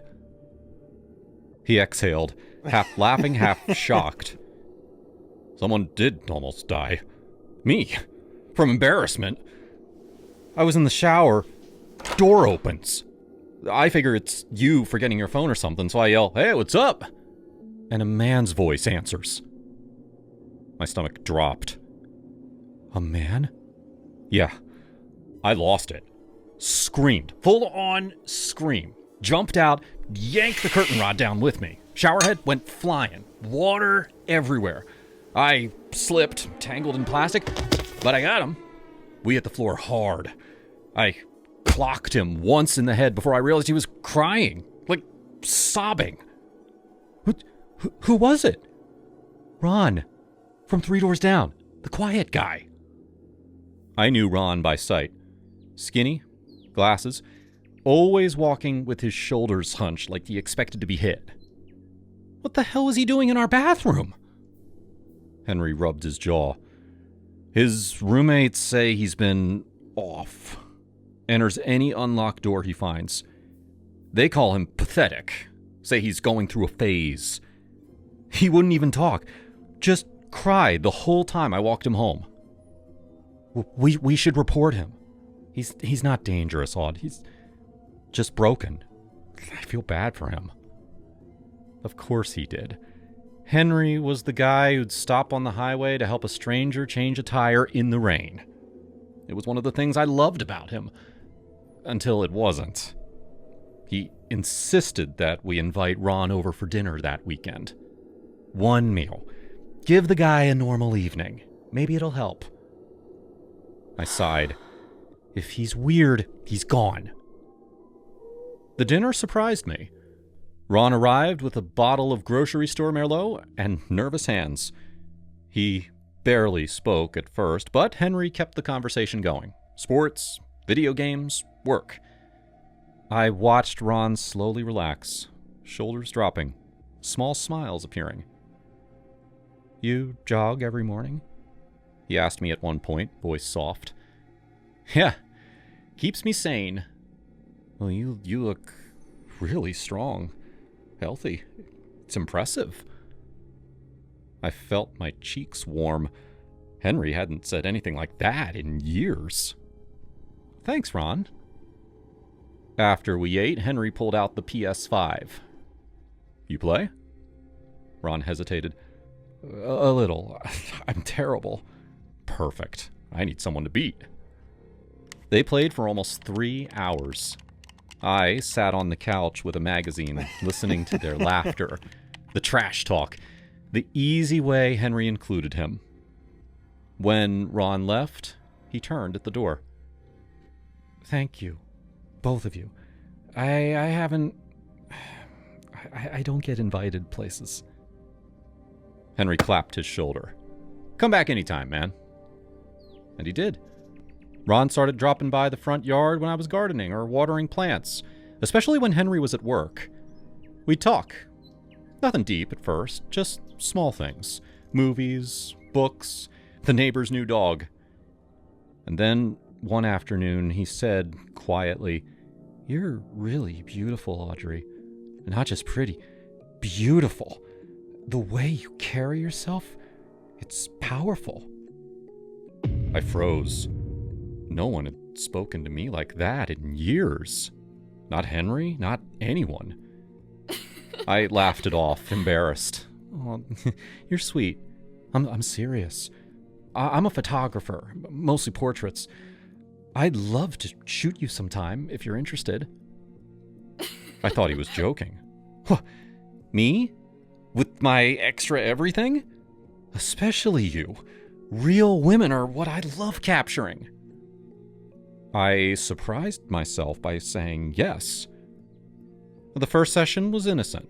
Living room, natural light, me in jeans and a loose tee. He moved me gently. Chin up, hand on hip, soft smile. Perfect. You're a natural. The photos were stunning. I looked strong, soft, real. For once, I didn't flinch at my reflection. A week later, I asked to see more of his work. He hesitated, and then opened a private folder on his laptop. The images were breathtaking. Women of every size, shape, age. Just truth. Beauty in every fold, every stretch mark. It's about expressing the real you, he said. I want that. We started slow. Second session. Ron's voice was calm, professional. You're magnificent. Just breathe. Third session. Ron was very professional, adjusting lights, giving directions. Arm here, head back. Yes, perfect. By the fourth, I was completely free. I felt terrified, then powerful, then free. It became our routine. Twice a week, after Henry left for work, I'd pose, let myself be seen. Just the camera, the quiet instructions, the way that he'd sometimes whisper, "You're breathtaking," like a prayer. I changed. Not the outside, my body stayed the same, but the inside. I stopped sucking in my stomach when I passed mirrors. I wore tighter dresses. I looked at my reflection and I thought, this is me, and she's beautiful. Henry found out on a Tuesday. He was supposed to be at a late meeting. Instead, the front door slammed open mid-shoot. I was posing on the rug when he walked in. For one frozen second, no one moved. And then Henry roared, "What the hell is this?" I scrambled for the throw blanket. "Henry, wait!" He grabbed Ron's camera, ripped it from his hands, and smashed it against the wall. Plastic and glass sprayed across the hardwood. "You piece of," he yelled at Ron. "You perverted little..." Ron backed up, hands raised. It's hard. It's her choice. Henry turned on me. The sting was immediate, hot, shocking. I tasted blood inside my mouth. You're posing for the neighbor? You're disgusting! I'd never seen Ron angry, not once. But he stepped forward, small frame trembling, and swung. Mrs. Williams is the most beautiful woman who has ever walked this earth. How dare you lay a hand on her? Henry touched his face, stunned. Then furious. To hell with both of you! He stormed upstairs, threw clothes in a duffel, and left. The front door slammed so hard a picture rattled on the wall. I stood there, cheek throbbing. Ron looked at me, eyes wet. I'm sorry, I didn't mean... Don't, I said. He's the one who should be sorry. Henry didn't come back. He texted once, I'm done. Keep the house. Don't call. That was it. The weeks after were quiet, lonely. But Ron never left me alone in the silence. He came over with coffee, sat on the porch while I gardened, listened when I cried. He never pushed, never asked for anything, just stayed. I kept modeling for him. More sessions, better poses, more of myself on display. He sent a portfolio to a plus-size agency on my birthday. You're ready, he told me one day. They need to see you. 3 months later, I got the call. A major brand wanted me for a body positivity campaign. Real women. My face ended up inside one of my favorite magazines. The headline read, "This is beauty." I bought 10 copies. Ron came over that evening. We sat on the couch, the magazine open between us. I traced my own face on the glossy page. Look at that. That's me. That's you. The whole world gets to see what I've seen all along. I looked at him. Really looked. The quiet man who had walked into my life through an open door, who had never once crossed a line, who'd stood up for me when no one else had. Thank you, I told him.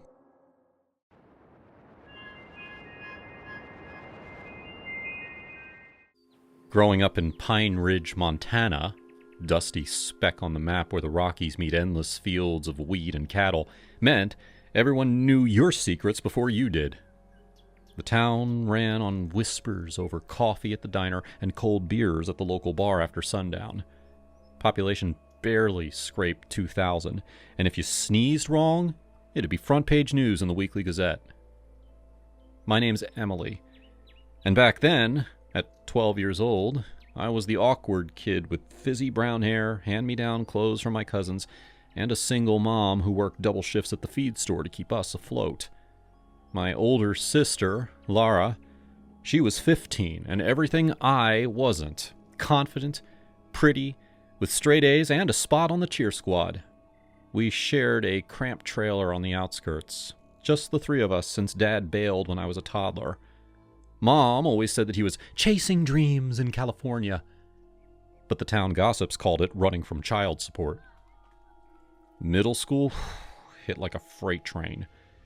Pine Ridge Middle was this squat brick building where all grades mixed in the mornings, waiting for the bell in a big common room. That's when the bullying started ramping up. Kids testing boundaries, forming cliques. And me? I was prime target material. I loved theater. Dorky stuff like reciting Shakespeare monologues to myself in the mirror, and I dressed in thrifted band tees and baggy jeans. The Rossi sisters, Gina and Sophia, decided I was their personal punching bag. Gina was 14, all sharp elbows, and Sophia, 12 like me, followed her lead with this smug little grin. They were Italian-American from a family that owned the only pizza joint in town. Everyone knew them. Their dad was on the town council, always bragging about his authentic recipes from the old country. It started small. Whispers in the hallway. Emily's hair looks like she stuck her finger in a socket. Or louder in the lunch line. Hey, thrift store queen, did your mom find that shirt in the dumpster? I'd ignore it at first, but it escalated. One day, in gym class, Gina leaned over during dodgeball and said, At least we know who our dad is. Yours probably ditched, because you're such a freak. Sophia snickered, tossing a ball that smacked me right in the gut. I went home that afternoon, tears streaming, and burst into our trailer where Laura was sprawled out on the couch, flipping through a magazine. Laura, those Rossi did it again. I sobbed, flopping down beside her. Gina called me poor trash. And Sophia said I don't even know my dad. Everyone laughed. Laura rolled her eyes, tossing the magazine aside. Ignore them. They're just jealous because you're smarter than both of them combined. Gina's got that unibrow thing going on. And Sophia? Please. She's built like a twig. Beneath us, sis. Total losers. But it hurts. Why do they hate me so much? Because they're bored in this old town, she said, ruffling my hair. Small minds, big mouths. Mom always says gossip's the devil's radio here. I nodded, but it didn't stop. The next week, it got worse. We were in the common area before first bell, me and Laura walking in together like usual. The Rossi sisters were huddled with their friends by the vending machines. Gina spotted us first. Hey, Frizzhead, she called out, loud enough for half the room to hear. Did you even brush that mess today? looks like a bird's nest exploded. Sophia chimed in. Yeah, and those jeans? Hand-me-downs from the 80s? Mom's too busy hooking up to buy you new ones? The room went quiet, kids staring. My face burned, but Laura stopped dead, turning on them with a scoff. Oh, please. Like you two have room to talk. At least Emily doesn't look like she escaped from the zoo. Gina's eyes narrowed. What the hell does that mean? Laura smirked. It means that if you shaved your arms, you'd lose half your body weight. Orangutan much? The sisters went red. Gina especially, because, yeah, they had that thick, dark hair on their arms and backs from their Italian side. Kids around us giggled, and Sophia muttered, at least our mom's not a like yours. That hit Laura hard. She stepped closer, voice low but deadly. Say that again, monkey girl. I dare you. They backed off. But as we walked away, Laura whispered to me, the best revenge is the kind that they never see coming. Or no, it's you. We huddled in the bathroom during lunch, plotting. They hit Mom, we hit back at theirs, Laura said, leaning against the sink. Something juicy. Like Sophia's dad isn't really her dad. I giggled nervously. What? Like who then? The mailman, she said with a wicked grin. We'll say their mom had an affair with him. My eyes widened. That's mean. But they deserve it. Exactly. Laura nodded. We'll drop it casual-like, in conversations. Oh, did you hear about Sophia? Oh, poor thing. Her dad's the mailman. Act sympathetic. It's no big deal. Families are complicated. We started that afternoon.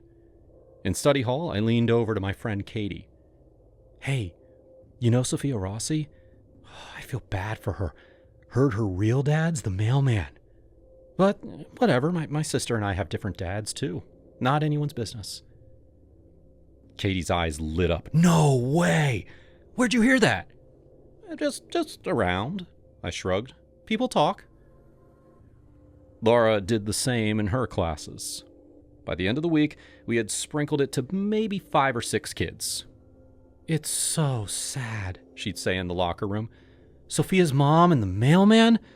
But hey, love's messy. Don't judge. We kept it up for a couple of weeks, giggling about it at night in our shared room. Think they're hearing it yet? I'd ask.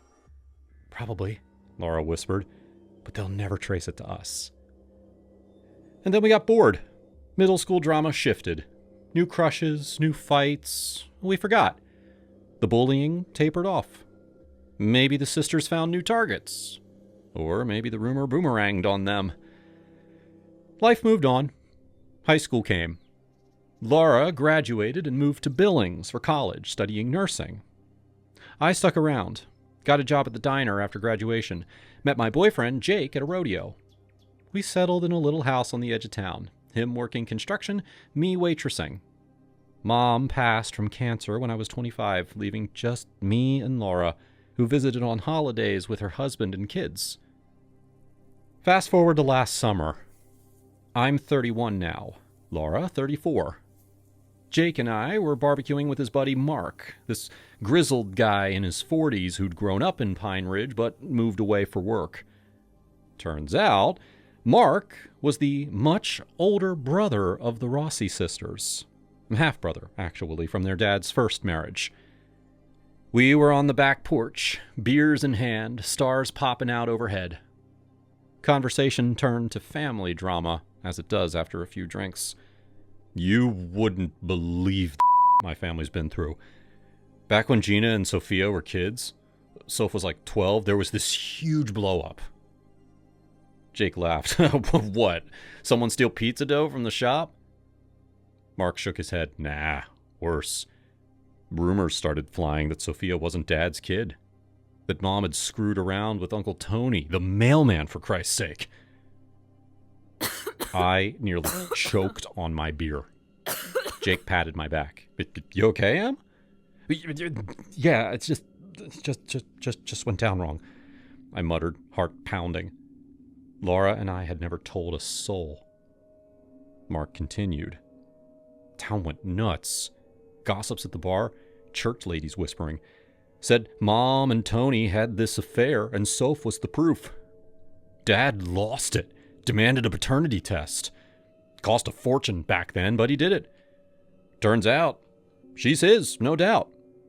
But the damage? Uncle Tony and Dad didn't speak for years. Mom cried for weeks, swearing it was almost divorced over it. Jesus, where'd the rumor even start? Mark shrugged. Small town. Spreads like wildfire. Gina said it started at school. Some petty crap. But it wrecked holidays for a decade. Uncle Tony's still bitter. Thinks Dad accused him without cause. I sat there, listening.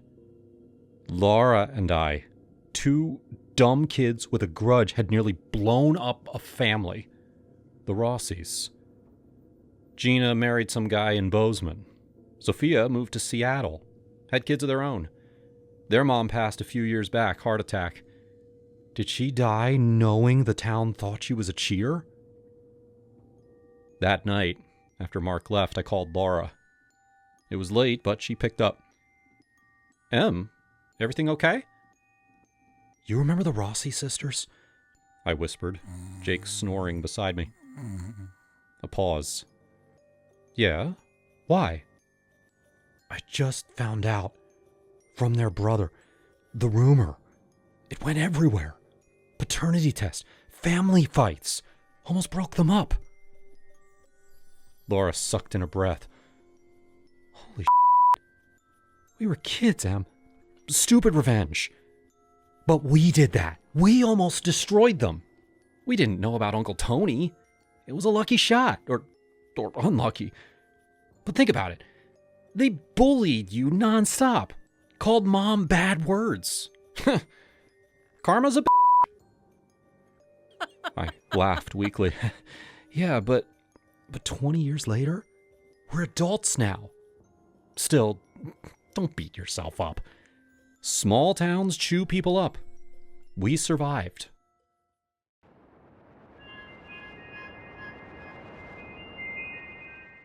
I was sitting on the sectional in the living room, staring at the dust motes dancing in a shaft of afternoon light. My son, Leo, was finally asleep in his bassinet. He was 3 weeks old, and I was running on caffeine and the kind of hollow, vibrating exhaustion that makes your eyes sting. My husband, Mark, was still at work, pulling a double shift. It was 2:30 p.m. on a Tuesday. I remember the time because I had just looked at the microwave clock, calculating how many minutes I had before my mother arrived. She was coming over to hold the baby so I could take a shower that lasted longer than 3 minutes. Then came the knock. My brain, sluggish and fogged over, immediately went to Mom. She usually parked round back and came in through the garage code, but maybe the keypad was acting up again. Or maybe her hands were full of casseroles. I didn't get up, I just shouted, "Come in! It's unlocked!" Because why wouldn't I? We lived in a subdivision in Ohio where the biggest crime was someone leaving their trash cans out a day late. The door handle turned. The heavy oak door creaked open, letting in a slice of blinding daylight. "In here, Mom. Don't wake the beast. He just went down." But the footsteps were wrong. My mother walks with a brisk, purposeful clip. These steps were shuffling, scuffing against the hardwood, heavy, uneven. Standing in the entryway was not my mother. It was a woman I had never seen in my life. She looked to be in her 60s, but a hard 60s. Her hair dyed a violent, unnatural shade of raven black that showed an inch of gray roots. She was wearing a dirty pink windbreaker and oversized sunglasses, despite being inside. She stood there, swaying slightly, looking at my family photos on the console table. Oh, nice place. Real nice. I stood up, instinctively moving between her and the bassinet. "Who are you? How did you get in here?" She turned to look at me, lowering the sunglasses. Her eyes were watery and pinned. You said come in, she said, a weird, crooked smile spreading across her face. I heard you. You yelled it. Come in, you said. "I thought you were my mother. You need to leave, now." She waved a hand dismissively, taking a step further into the living room. Now, don't be like that, honey. I'm in a bit of a pickle. A real situation. She gestured vaguely toward the front door. My car, it's dead. Just died right at the end of your driveway. Alternator, I think. Or maybe the spirits got it. She laughed. I can call a tow truck for you, I said, reaching for my phone on the coffee table. My hand was shaking. "What's the number? Do you have AAA? No, She said quickly, stepping closer. Too close. I don't need a tow. I need a ride. Just a quick run. Up to the Sunoco on Route 4. It's 5 minutes. I just need to get there. "I can't drive you," I said, gripping the phone. "I have a baby." Bring the baby. Babies like car rides. Put him to sleep. He is asleep. And I'm not waking him up to drive a stranger to a gas station. You need to wait outside. I'll call the police. They can help you. At the mention of police, her face changed. The crooked smile vanished, replaced by a sudden, jagged anger. I don't need the cops, she shouted. I need to get to the Sunoco. I have a winning ticket. You hear me? I have a scratch off. I won $500 and I have to cash it in before the shift changes. That clerk, the one with the lazy eye, he steals them if you don't cash them quick. "I don't care about your ticket," I said, stepping back, shielding the bassinet with my body. "I don't have a car seat installed in my truck right now. I can't go anywhere." This was a lie. The car seat was in the Jeep. But the lie felt safer than the truth. You don't have a car seat? No. For a baby? It's in my husband's car. She looked at the bassinet and then back at me. her expression twisting into something grotesque. She pointed a finger at me, the nail bitten down to the quick. That's just inappropriate! She screamed. The volume made me flinch. Leo stirred in the bassinet, letting out a small whimper. Quiet! I whispered furiously. Get out! Inappropriate! She yelled again, stepping forward. She was in the living room now, fully inside. You have a baby and no car seat? What kind of mother are you? What if there's a fire? What if you need to run? That's neglect. That is purely inappropriate behavior. Get out of my house. I'm calling 911 right now. You have 5 seconds. You think you're better than me? She screamed. She looked around the room, her eyes darting frantically. Sitting in your big house with your big TV? You won't even help a fellow citizen cash a ticket. I need that money. It's mine. I earned it. I'm dialing, I said, thumbing the emergency button on the iPhone screen. She lunged, not at me, but toward the side table where my purse was sitting. Give me my $20, Dad. She screamed again. If you won't drive me, pay for my Uber. That's fair. That's the best thing to do. I don't have cash. Liar. Everyone has cash. She grabbed the strap of my purse. I dropped the phone and grabbed the other end of the strap. Let go! I screamed. You selfish. That's inappropriate. Harding and all. Leo started to cry. A full-blown, lung-clearing wail. The sound seemed to break something in her. She let go of the purse so suddenly that I stumbled back, hitting my hip against the wall. She looked at the crying baby, her face twitching. You woke him up. She muttered. You woke him up.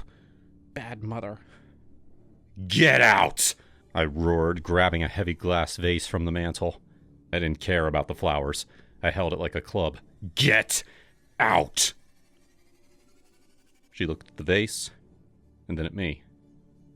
For a second, I thought she was going to charge me. Her hands were balled into fists, trembling. Then, we heard the sound of tires crunching on gravel, the sound of an engine cutting, the heavy thud, clunk of a car door closing. Hello? My mother's voice floated through the open front door, cheerful and oblivious. Sarah? Why is the front door wide open? You're letting the AC out. The old woman's head snapped toward the door. The color drained from her face beneath the tan. The bravado evaporated instantly, replaced by the scurrying panic of a cockroach when the lights flick on. I'm leaving. You're a terrible mother, she muttered. She spun around and actually sprinted toward the door. My mother was just stepping onto the threshold, holding a Tupperware container of lasagna. She froze as this wild-haired woman barreled toward her. Excuse me? The woman yelled, shouldering past my mother hard enough to knock the lasagna sideways. Hey! My mom shouted, spinning around. Who the hell? Don't touch me! The woman screamed over her shoulder. She didn't head for a car. She ran across the lawn, cutting through the neighbor's side yard, disappearing into the wooded buffer zone that separated our cul-de-sac from the main road. There was no car at the end of the driveway. She had walked here. I dropped the vase. It didn't break, just thudded onto the rug. My legs gave out. Then I sat down hard on the floor, shaking so bad my teeth chattered. Sarah! Mom rushed over, dropping the food on the table. Oh my God, who was that? Are you okay? Is Leo okay? Lock the door. Lock the door, Mom. We called the police. 2 deputies came out about 20 minutes later. They took a description. Pink windbreaker, bad dye job, obsession with inappropriate car seats. They looked tired. Oh, we've had calls about her, the older deputy said, scribbling in his notebook. She hangs out by the gas station on Route 4. Usually just harasses people for cigarettes or scratch-offs. Never heard of her entering a home before. That's escalation. She said she needed to cash a ticket, I said, holding Leo tight against my chest. Yeah, that's her bit. Always a winning ticket. Always an emergency. He sighed. We'll patrol the area, ma'am. Keep your doors locked. Don't yell, come in, unless you know who it is. I felt stupid. I felt small. I felt like I had endangered my son because I was too lazy to get up off the couch. I will be careful next time. When Mark got home that night, I was a wreck. He went around the house checking every window, every lock. He held me while I cried, telling me it was over. She was gone. Just some crazy lady off her meds. I barely slept.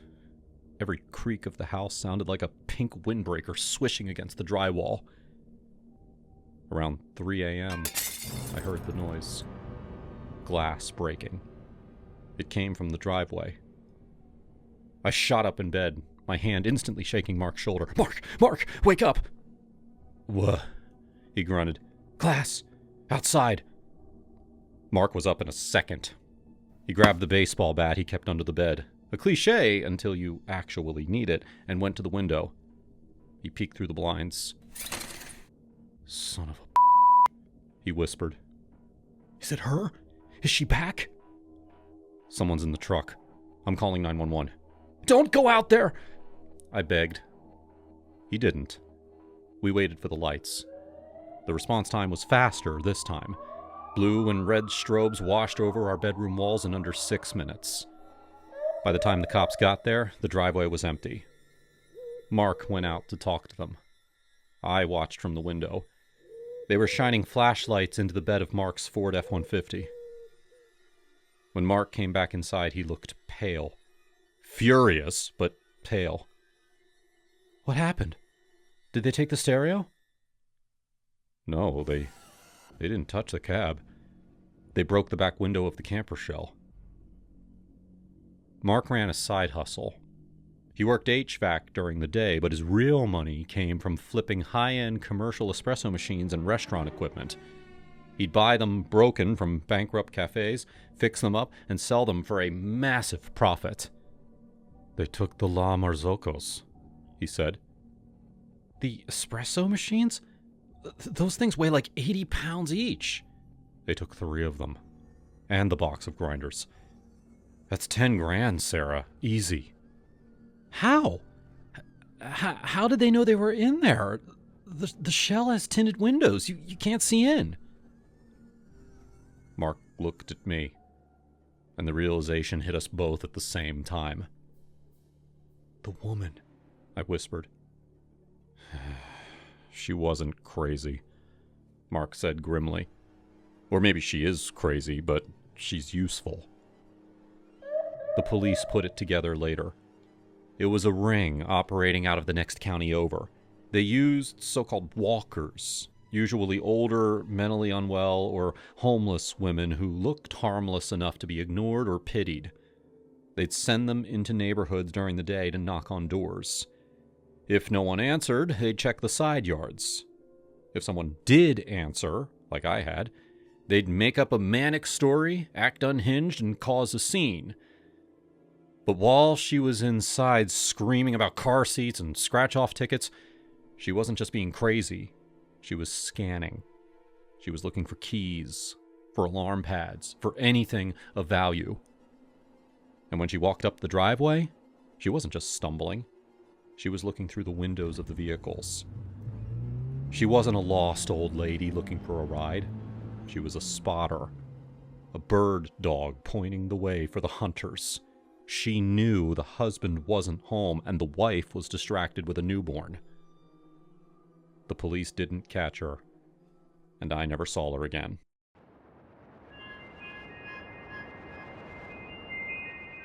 My girlfriend Lena and I had been dating for about a year, both of us in our mid-20s.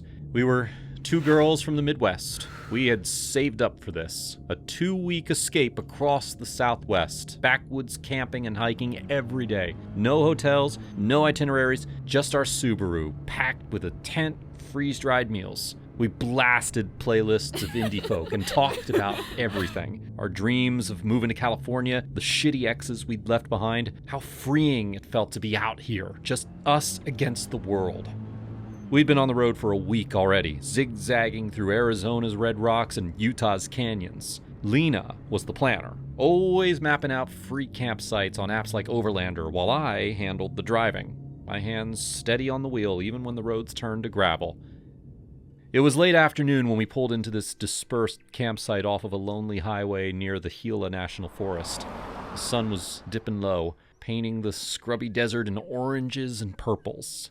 No signs, no fees, just a dirt pull-off leading into a maze of juniper trees and rocky clearings. We were the only ones there, which wasn't unusual. We'd gotten used to the solitude. Oh, this spot's perfect. Flat ground, killer view of the mountains. Let's set up before it gets dark.